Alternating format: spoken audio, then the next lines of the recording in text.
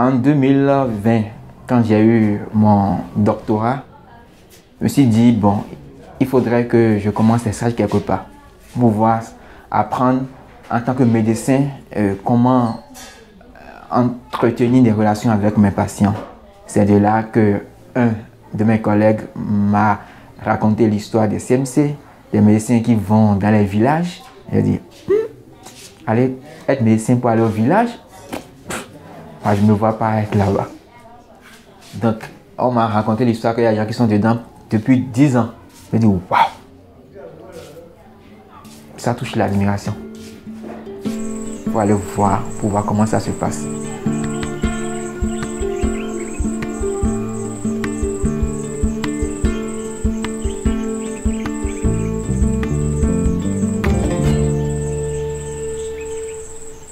Le déploiement des médecins généralistes communautaires, ou MGC, a été mis en œuvre par Santé Sud dans 3 pays d'Afrique de l'Ouest. Au Mali, il a commencé en 1989 pour gagner la plupart des régions du pays. La représentation nationale de Santé Sud a aidé plus de 150 MGC à s'y installer, avec l'appui de l'Association des médecins de campagne et de l'Alliance du secteur privé de la santé. Le déploiement se prolonge au Bénin 20 ans plus tard, dans les départements du Borgou et de l'Alibori, en partenariat avec une ONG locale, l'AIMS, puis avec l'Association des médecins communautaires du Bénin.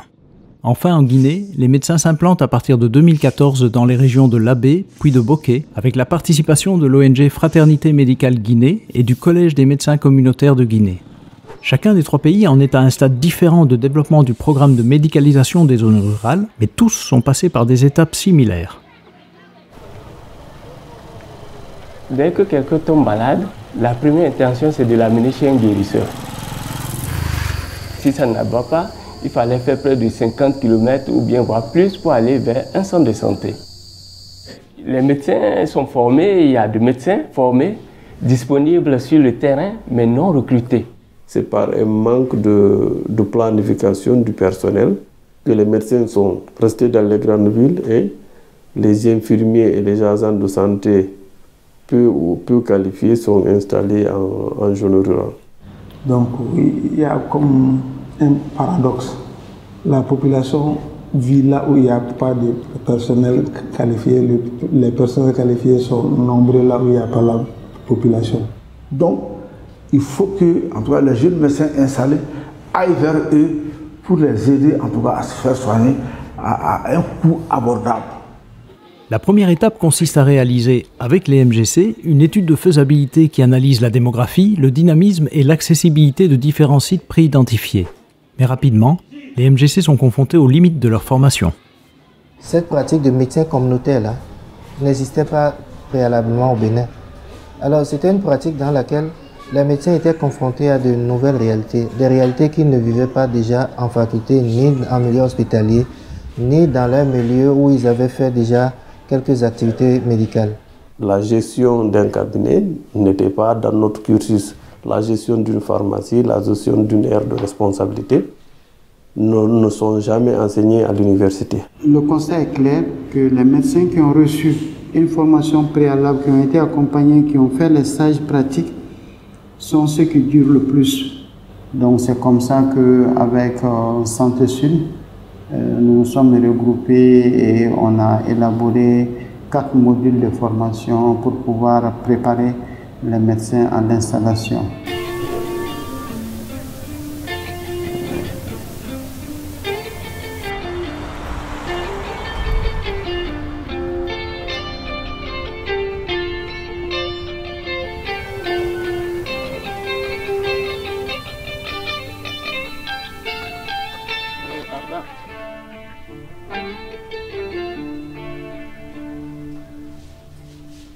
Il y avait une dotation initiale de médicaments et de matériel. En termes de lits, de matelas, de bureaux, d'un panneau solaire pour permettre aux médecins de travailler à tout moment. Il fallait compléter certains éléments quand même à cette dotation initiale-là pour que l'activité se fasse normalement. Ce qui a été fait. L'activité a bien commencé. Pour certains centres, prendre des bâtiments de la mairie. Pour d'autres, construisent des bâtiments. À partir d'un protocole d'installation standardisé instauré par Santé Sud, les MGC ont dû relever dans chaque pays divers enjeux de leur intégration dans leur communauté, pour laquelle leur métier est encore très nouveau. Chacun d'eux y investit de ses propres ressources intellectuelles, financières et matérielles pour construire un équilibre relationnel avec sa communauté d'accueil, les autorités locales et les autres acteurs de santé locaux.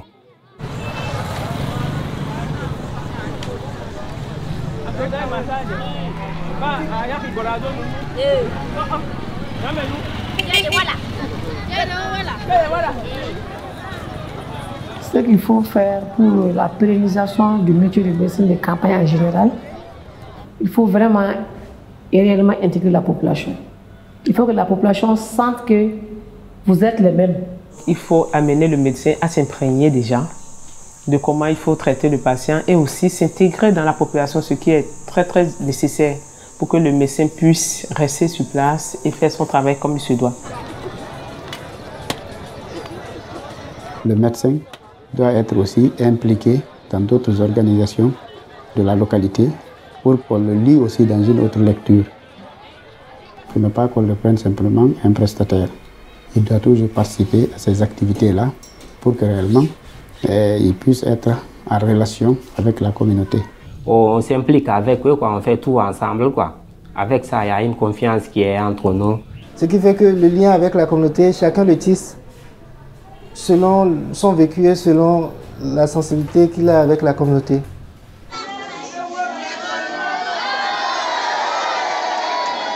Pour les fêtes de fin d'année, pour la Noël, déjà le 24-25, j'achète une cargaison de jouets. On les distribue d'abord aux enfants qui sont hospitalisés et aux enfants de la communauté. Le centre est plein à craquer d'enfants.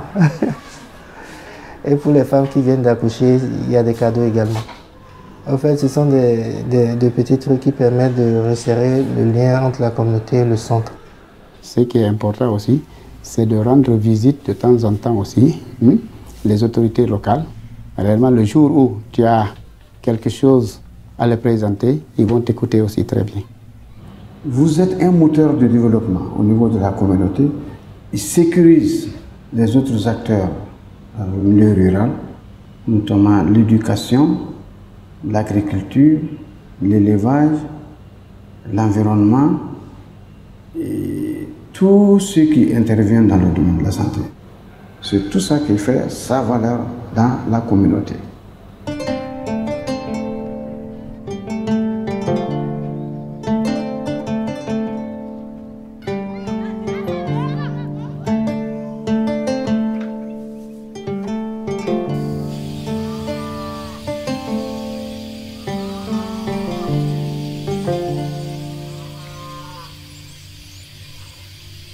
Si vous voyez un peu le processus d'installation et puis notre fonction, on sent qu'on n'est pas quand même des privés purs. En fait, en parlant de privé, c'est dire qu'on a une autonomie. On a une autonomie de gestion, on est indépendant. Mais avec une mission de service public. Lorsqu'on dit mission de service public, c'est quoi? C'est la participation des médecins communautaires à toutes les activités de santé publique de sa zone sanitaire. Mais ça, c'est la pratique médicale en lien avec le public. C'est ça le partenariat public-privé. D'où la nécessité de maintenir le dialogue entre communauté, autorité et prestataires de soins. L'exercice de la médecine générale communautaire en contexte isolé impose une capacité à s'adapter à de nouvelles pratiques de soins et de communication interpersonnelle et institutionnelle. Ce sont des facteurs de réussite déterminants pour l'intégration du MGC. D'autres défis viennent cependant s'y ajouter. On essaie de voir comment régler ces difficultés-là pour être mieux que ça. C'est-à-dire qu'il faut faire l'exception. Mais faire l'exception par rapport à la communauté. Je mets à l'esprit que c'est l'entrepreneuriat aussi.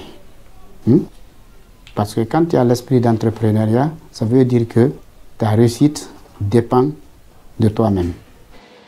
En premier lieu, il y a le défi de proposer une accessibilité universelle à des soins de qualité pour des populations à faible revenu. De ces faibles revenus découle la dépendance à de multiples acteurs de soins informels, allant des commerçants de rue de médicaments aux agents paramédicaux, en passant par les praticiens plus traditionnels. Mais est-ce qu'il fallait que nous, on laisse les malades là rentrer ou bien qu'est-ce qu'il fallait? Est-ce qu'il fallait les prendre en charge à notre frais?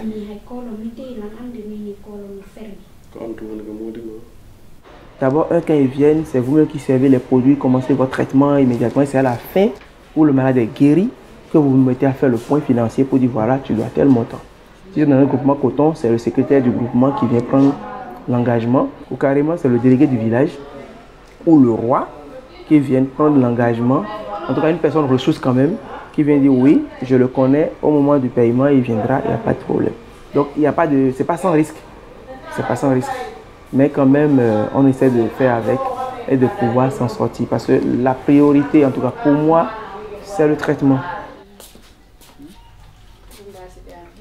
On dit maintenant qu'il vaut mieux de fixer les coûts par rapport à la population.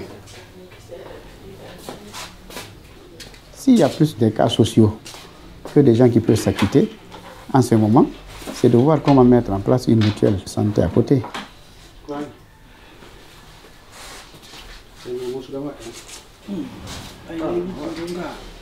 On a demandé à la communauté de faire le choix des leaders communautaires. Ils sont réunis, ils ont mis en place une commission qui a désigné les responsables de la mutuelle au niveau local pour permettre aux communautés d'avoir accès aux soins et à moindre coût. Donc pour moi, et aussi pour rester en milieu rural, il faut aussi penser à ça. Parce que tout le monde n'a pas les moyens.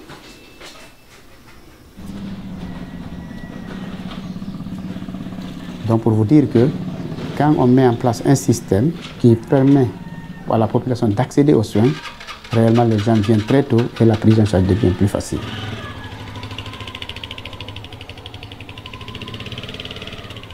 Donc il y a toujours une étude préalable pour voir le pouvoir d'achat de ta communauté et vous fixer de commun accord les tarifications avec la communauté. Donc tu as un esprit de service public. Chaque MGC a dû donc faire avec ses différents paramètres pour s'intégrer, faire accepter ses pratiques dans un tissu socio-économique déjà bien structuré. Un dernier défi consiste pour les MGC à se faire reconnaître et appuyer par les autorités locales. Après ça, nous, AMCB et l'université, AMCB et mairie, On dit que l'union fait la force. Lorsque vous êtes seul, vous faites face à un problème, vous avez plus de difficultés à régler ce problème-là.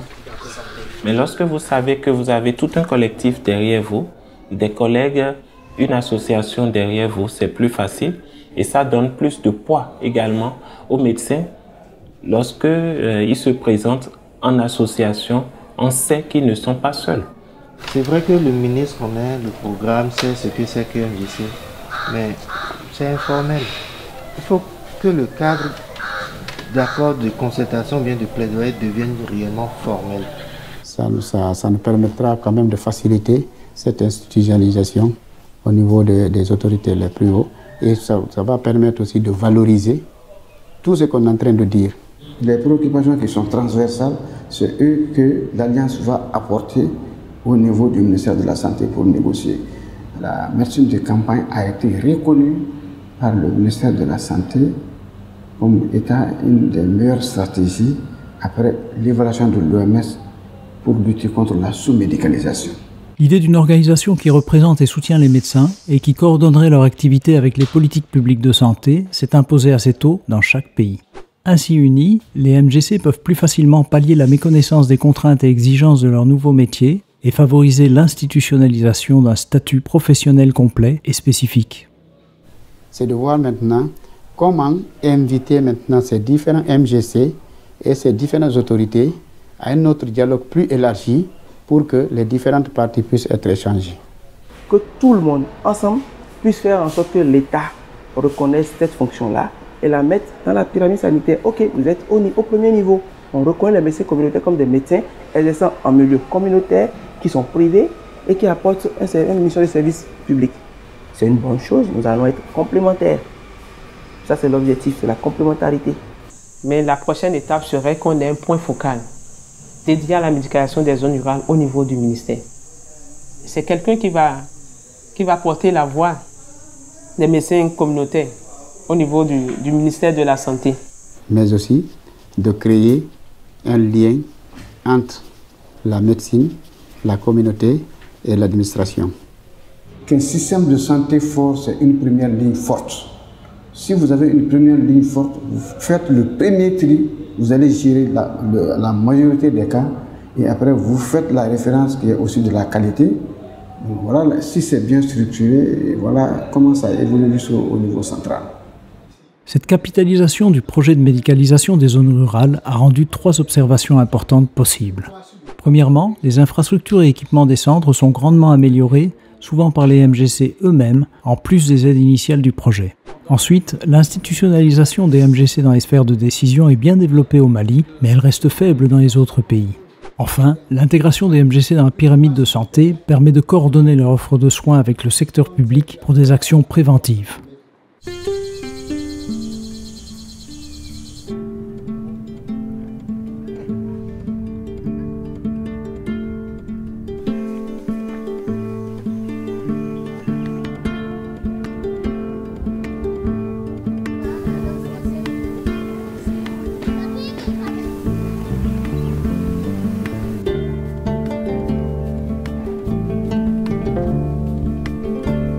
FMG a réussi avec Santé Sud à nous faire rester dans les villages, même dans les districts, les coins les plus reculés.